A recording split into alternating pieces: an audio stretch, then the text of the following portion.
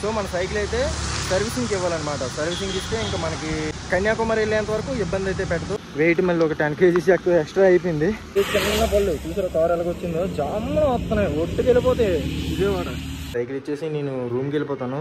Hi guys, అందరికీ good morning guys. ఈరోజు మన చీపురుపల్లి టు కన్యాకుమారి రైడ్లో డే 5 అనమాట. ఈరోజు డే 5లో మనం ఏలూరు నుంచి విజయవాడ వరకు అయితే రైడ్ చేయబోతున్నాం. విజయవాడ వరకు ఏలూరు నుంచి 60 కిలోమీటర్లు అయితే ఉండబోతుంది. ఈ 60 కిలోమీటర్లు మాత్రం ఎందుకు చేస్తున్నానంటే గుంటూరు కూడా వెళ్ళిపోవచ్చు కావాలనుకుంటే. నాకు విజయవాడలో సైక్లింగ్ సర్వీసింగ్ ఇవ్వాలని ఉంది. ఎందుకంటే సైకిల్ వెనకట్ల టైర్ అయితే బెండ్ అయింది. నెక్స్ట్ వీల్ అనౌన్స్మెంట్ అయితే వస్తుంది. ఎలాగో 350 కిలోమీటర్స్ ఆల్రెడీ క్రాస్ చేసాం. నిన్నటితో 400 కిలోమీటర్స్ అయితే మనం రైడ్ చేసాం. సో మన సైకిల్ అయితే సర్వీసింగ్కి ఇవ్వాలన్నమాట. సర్వీసింగ్ ఇస్తే ఇంకా మనకి కన్యాకుమారి వెళ్ళేంత వరకు ఇబ్బంది అయితే పెట్టదు. సో విజయవాడలో అయితే మనం ఈరోజు స్టాప్ అయితే తీసుకోబోతున్నాం. 60 కిలోమీటర్లు మాత్రం రైడ్ ఉండబోతుంది. ఈరోజు అయితే వర్షం అయితే పడే అవకాశాలు చాలా ఉన్నాయి. ఎందుకంటే ఏదో ద్రోణి ఏర్పడిందంట. సో వర్షాలు ఉన్నాయని చెప్పారు ఈ జిల్లాలో. కృష్ణా, ఇది మన విజయనగరం, శ్రీకాకుళం, విశాఖపట్నం ఈ జిల్లాలన్నింటిలో వర్షాలు అయితే పడతాయి. ఈరోజు మార్నింగ్ నుంచే వర్షం పడుతుంది. నేను లేచేసరికి వర్షం చిత్తగా బాధేసింది. నేను ఫ్రెష్ అయ్యేలోపు మళ్ళీ గ్యాప్ ఇచ్చింది. ఈ గ్యాప్లో నేను తొక్కేసాను. ఇప్పుడు చిన్న చిన్న చినుకులు పడుతున్నాయి, పర్లేదు. ఇంకా మనం రైడ్ అయితే చేసేద్దాం. ఏలూరు నుంచి స్టార్ట్ అయిపోయాను అనమాట. నైటు వేరే బ్రో వాళ్ళు అయితే రూమ్ ఇచ్చారని చెప్పాను కదా, వాళ్ళ రూమ్ నుంచి నేను వచ్చేసాను. వాళ్ళు ఇంకా పడుకొని లేగలేదు. వేరే ఒక బ్రో అయితే లేచారు. ఆయన నాకు హెల్ప్ చేస్తే నేను లగేజ్ చేసుకొని అయితే వచ్చేసాను అనమాట. ఇంకా మనం ఏలూరు సిటీ అయితే దాటేసి హైవే ఎక్కేద్దాం. చూద్దాం, వర్షం ఇంకెక్కడైనా గడ్డి పడితే అయిపోయే అవకాశాలు కూడా ఉన్నాయి.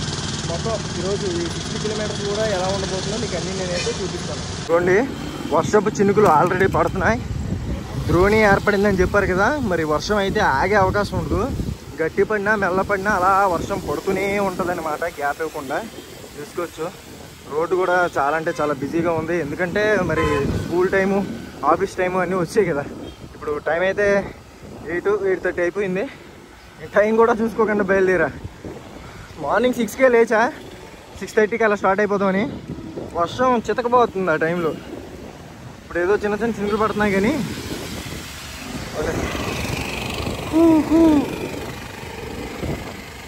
ఏలూరు టంటా ఈరోజు వర్షం పడుతుంది. గాయస్, ఇప్పుడు నేను ఏలూరు తర్వాత ఒక నర్సరీ దగ్గరికి అయితే వచ్చాను. మరి ఈ డే 5లో కూడా మనం కొన్ని మొక్కలు నాటాలి కదా. వర్షం పడినా ఏమొచ్చినా సరే మనం మొక్కలు అయితే నాటాలి. సో ఈ నర్సరీ దగ్గరికి అయితే వచ్చాను. మీరు చూసుకోవచ్చు, ఇది ఏలూరు తర్వాత నర్సరీ అనమాట. ఇక్కడ కొన్ని మొక్కలు అయితే తీసుకుంటాను. ఇప్పుడు అండి 4 మొక్కలు అయితే తీసుకున్నా. ఇవి చిన్న ఉసిరి అనమాట. ఇది చిన్న సైజు ఉసిరికాయలు కాస్తాయి, ఆ టైప్. ఇది మనం నిన్న నాటిన వేరు, ఈరోజు నాటుతున్నవి వేరు. అండి నర్సరీ చాలా బాగుంది. ఇది కూడా హైవే పక్కనే ఉంది. యాక్చువల్లీ నేను ఫ్లైఓవర్కి వెళ్ళిపోతున్నాను, నాకు కనిపించింది. మళ్ళీ బ్యాక్కి వెళ్ళి యూటర్న్ చేసుకుని వచ్చి ఇందులోకి వచ్చాను అనమాట. ఎన్ని చేసినా ఏం చేసినా మన కర్తవ్యం మర్చిపోకూడదు. అవకాశం ఉన్నప్పుడు మన పని మనం చేయాలి. నర్సరీ దొరికినప్పుడు ఎలాగో తప్పదు, మనం చేయలేకపోవచ్చు. కానీ ఇలాగ దారి మధ్యలో మనకి అవకాశం దొరికింది కాబట్టి చూద్దాం, ఎక్కడైనా దగ్గరలోనే నాటేద్దాం. దానికే ఉంది. మనం 4 మొక్కలు నాటుతామంటే ఒక మంచి పనే కదా చేస్తున్నాం. ఫైనల్లీ మొక్కలు అయితే ఇలా కట్టాను. చాలా బరువు ఉన్నాయి, మట్టి ఎక్కువ వచ్చేసింది వీటితోనే.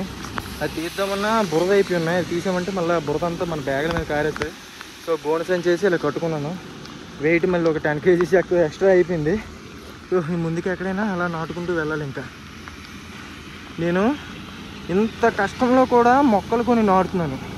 మీరు చూడండి, మీరు తలుచుకుంటే ఈజీగా ఒక మొక్కను నాటొచ్చు.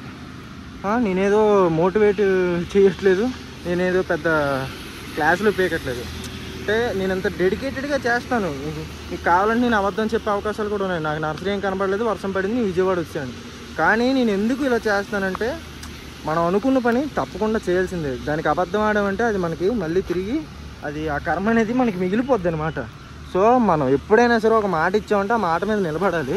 కొన్ని సందర్భాల్లో మనం నిలబెట్టుకోలేము. అలాంటి సిచ్యువేషన్స్ వస్తే అది తప్పదు, కానీ మనం మోసం చేయకూడదు అనమాట. సో నేను ఇంత కష్టపడి మొక్కలు నాటుతున్నాను. మీరు తలుచుకుంటే ఒక మొక్కనైనా నాటగలరు. నా రిక్వెస్ట్ ఇంకేం లేదు. మీ ఇంటి దగ్గర ప్లేస్ లేకపోవచ్చు మీరు నాటుకోవడానికి, కానీ మీరు ఒక్క మొక్కను ఒక 40 రూపాయలు 50 రూపాయలు పెట్టి రోడ్డు పక్కన ఇక్కడ పొలాల్లోనో పాతి వదిలేయండి. వాటంతట అవే సర్వైవ్ అవి పుడతాయి అన్నమాట. మీకు అర్థమవుతుందా? మీరు నాటడం వరకే మీ బాధ్యత తీసుకోండి. తర్వాత ఆ దేవుడు ఎరుగు, అంతే కదా గాయస్. ఇప్పుడు నేను విజయవాడకి 20 కిలోమీటర్స్ డిస్టెన్స్లో అయితే ఉన్నాను. ఇప్పుడు ఈరోజు నేను 4 ఉసిరి మొక్కలు తీసుకున్నాను కదా. ఇవి చిన్న జాతి మొక్కలు అనమాట. చిన్న చిన్న కాయలు కాస్తే చెట్లు కూడా చాలా పెద్దవేమి అవ్వవు. దీంట్లో సగం కూడా అవుతుందేమో అంతే నాకు తెలిసినంత వరకు. సో వీటిని నాటుదామని చూశాను. 40 కిలోమీటర్ల మేర ఎక్కడ అసలు రోడ్డు పక్కన ఎక్కడ బాగోలేదు. అసలు అంతా రోడ్లు వేసే ఉన్నాయి, అలాగే ఉన్నాయి. అంతా నాటడానికి చోటు ఏం దొరకట్లేదు. సో నేను ఏం చేశానంటే ఇంకా ఈ చెట్టుకి కొన్ని గ్యాప్లో ఇక్కడ కొన్ని గులాబీ పువ్వుల మొక్కలు వేసారనమాట. కొన్ని చోట్ల మొలలేదు. ఇవ్వండి ఇలాంటి ఇళ్ళ దగ్గర కొన్ని మొలిసి సైడ్కి ఉన్నాయి. సో ఈ ప్లేస్ ఉంది కదా ఎలాగోలాగా ఇక్కడ చిన్న మొక్క అవుతుంది అనేసి హైవేకి అటుకి మధ్యలో అయితే హైవేకి ఇక్కడ నాటుతున్నాను.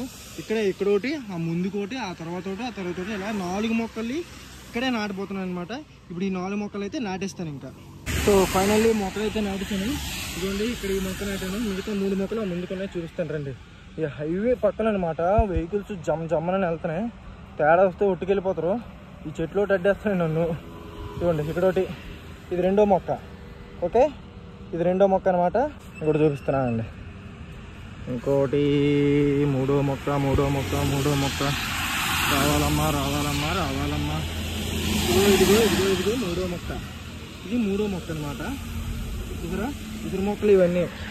ఇవి చిన్న పళ్ళు చూసారా కారు ఎలాగొచ్చిందో. జామ్మ వస్తున్నాయి, ఒట్టుకెళ్ళిపోతాయి విజయవాడ. ఇదిగోండి ఇది ఒకటి. దేవుడి దయ వల్ల మొక్కలు అయితే నాటేశాను. ఈరోజు 4 మొక్కలు నాటాను అనమాట. అమ్మా ఇద్దరు విజయవాడ వచ్చినప్పుడు ఎలాగొస్తే అలాగా ఈ హైవే మీద పక్కకాగి పళ్ళు కోసుకొని తింటాను. నువ్వు మాత్రం బతకాలి, ఓకేనా? నిండు 100 ఏళ్ళు కాకుండా ఒక 1000 ఏళ్ళు బతుకు, నిన్నేమనం. Okay, bye. ఇప్పుడు నేనైతే విజయవాడ ఇంటర్నేషనల్ ఎయిర్పోర్ట్ దగ్గర ఉన్నాను. మీరు తీసుకొచ్చి గన్నవరం దాటి ఇది విజయవాడ ఇంటర్నేషనల్ ఎయిర్పోర్ట్ తీసుకొచ్చి లోపలికి వచ్చా. ఇంకా విజయవాడ దగ్గరలోకి అయితే వచ్చా. వాళ్ళ ఎయిర్పోర్ట్ అయితే ఇలా ఉంటుంది. తీసుకొచ్చా. చాలా బిజీగా ఉంది ఇక్కడ కూడా, మామూలుగా లేదు. గాయస్ మన సైకిల్ ప్రజెంట్ అయితే విజయవాడ ఒక బైసైకిల్ స్టోర్కి అయితే తీసుకొచ్చాం సర్వీసింగ్కి ఇవ్వడానికి. ఇదైతే స్టోర్ అనమాట. ఇది మొత్తం. ఇప్పుడు సైకిల్ ఇచ్చేసి నేను రూమ్కి వెళ్ళిపోతాను. రూమ్ స్టే అయితే ఎక్కడ లేదు. నేనే రూమ్ తీసుకోవాలి రెంటల్కి. సైకిల్ సర్వీసింగ్ అయ్యేంత వరకు రూమ్లోనే ఉండాలి. ఇప్పుడు మా ఫ్రెండ్ ఇక్కడ కోచింగ్ చేస్తున్నాడు, తను కూడా వచ్చాడు. సో తనతో నేను వెళ్ళి రూమ్ తీసుకొని ఇంకా మళ్ళీ వస్తాను. ప్రజెంట్ టెక్నీషియన్ లేరు, ఆయన వచ్చాక కాల్ చేస్తానన్నారు. ఆయన వచ్చి కాల్ చేసాక మళ్ళీ సైకిల్ దగ్గరికి అయితే వస్తానన్నమాట. మొత్తం లగేజ్ అయితే తీస్తాను చూసుకున్నట్లయితే. చూడండి లగేజ్ అంతా ఇక్కడ ఉంది. ఇప్పుడు ఆటో బుక్ చేసుకొని ఇంక రూమ్కి అయితే వెళ్ళిపోవాలన్నమాట. గాయస్ ఇప్పుడు నేనైతే మన సైకిల్ సర్వీసింగ్కి ఇచ్చేసి అయితే రూమ్కి అయితే వచ్చేసాను. ప్రజెంట్ నేను రూమ్లో అయితే ఉన్నాను. ఒక రూమ్ అయితే రెంటే తీసుకున్నాను అనమాట. ఇక్కడ చూసుకోవచ్చు, ఇదంతా రూమ్ అనమాట. చూసుకోవచ్చు నేను తీసుకున్న రూమ్ ఇది. విజయవాడలో రూమ్ అయితే తీసుకున్నాను. ఎవరు స్టేకి పిలవలేదు. తెలిసిన వాళ్ళు కూడా ఎవరో ఫోన్ చేస్తారు అనుకున్నా కానీ ఎవరు చేయలేదు. సో దానికేముంది, నేనైతే రూమ్ తీసుకున్నా. ఇదిగోండి ప్రజెంట్ నేను తీసుకున్న రూమ్ అయితే ఇది. బాత్రూమ్ కూడా చూస్తారా, చాలా పెద్ద బాత్రూమ్. ఇదనమాట మన రూము. సైకిల్ అయితే సర్వీసింగ్ ఇచ్చాను. 1 డే పడుతుందని చెప్పారు. సో 1 డే ఇక్కడే స్పెండ్ చేయబోతున్నాం అనమాట. ఇంకా రేపు కూడా చిన్న వర్క్స్ ఉన్నాయి. నెక్స్ట్ రేపు అమ్మవారి టెంపుల్కి అయితే వెళ్ళాలి. విజయవాడ దుర్గమ్మ టెంపుల్కి అయితే వెళ్ళాలి. ఇవ్వండి మన సెటప్ అంత ఇది.